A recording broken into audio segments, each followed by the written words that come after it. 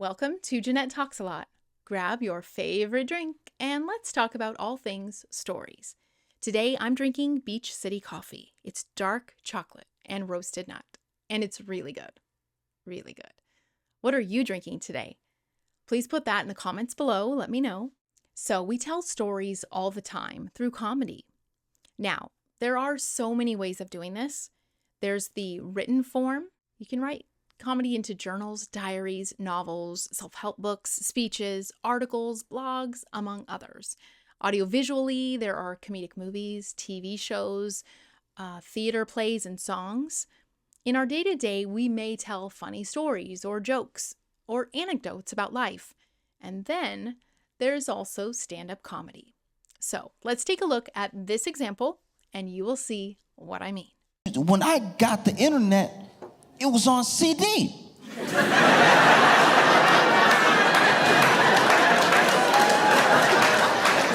To this day, I don't know how that worked. What is on the CD? What is that? Because I thought you had to have, you would just get, okay, this is gonna be very annoying to explain, but some of you are young and this is gonna sound fake, but you used to, no, you used to get internet. Okay, they would mail you internet. You would open the mail and it would be internet in the mail, but it'd be a CD. A CD. A compact disc would have the internet on it. You'd be like, oh, the internet. And then you would put it in the computer. And for whatever reason, you got like 30 hours of internet, which was a lot back then, and you would surf the web. It was called surfing. We had a name for the World Wide Web. That's where the www comes from. Okay, so that was such an amazing example of telling a story. Every comedian brings their own personality and style to their comedy set.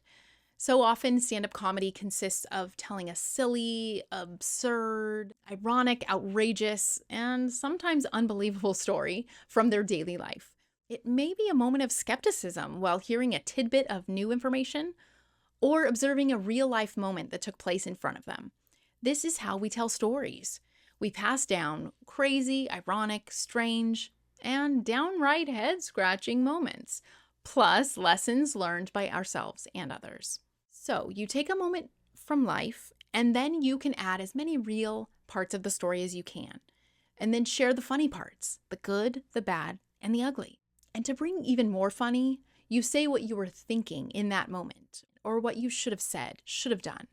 And many times, moments are embellished or often made up to bring out more laughs.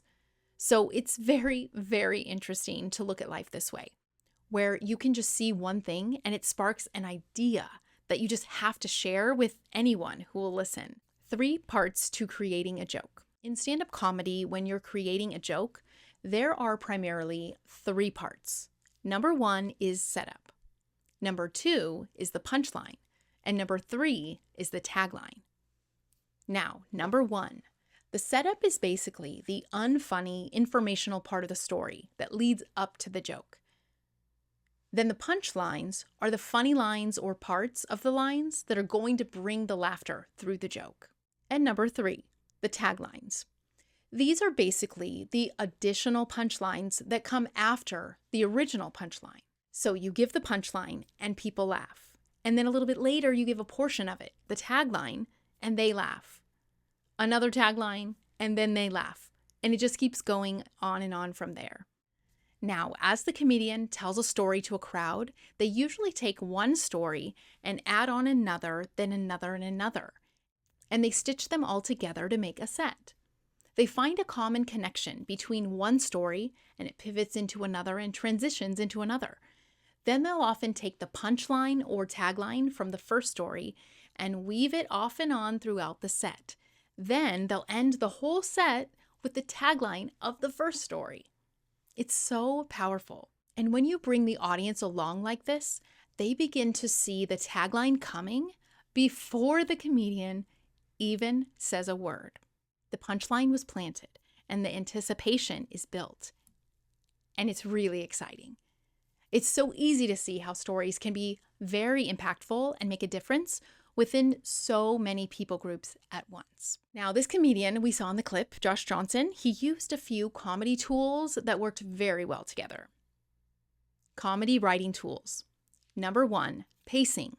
Pacing is the speed at which the dialogue or the action unfolds. So, quicker pacing heightens the laughs, or slower pacing builds the anticipation. And that's exactly what he did here.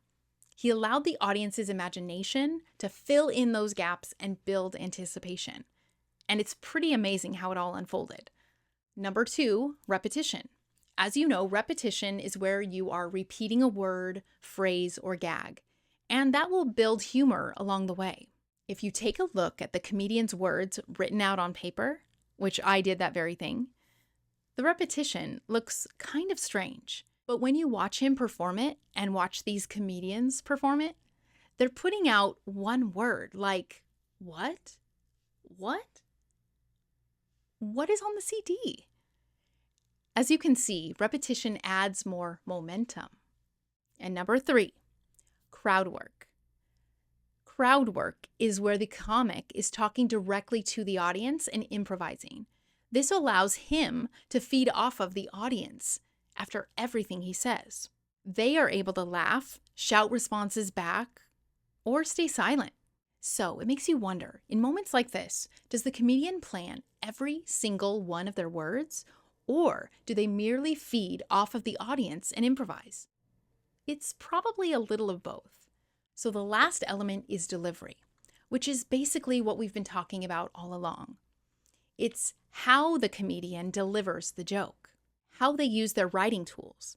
It's important to note that we write differently than we actually speak, so it's very unique how each comedian uses their comedy writing tools, such as punchlines, taglines, pacing, repetition, and crowd work.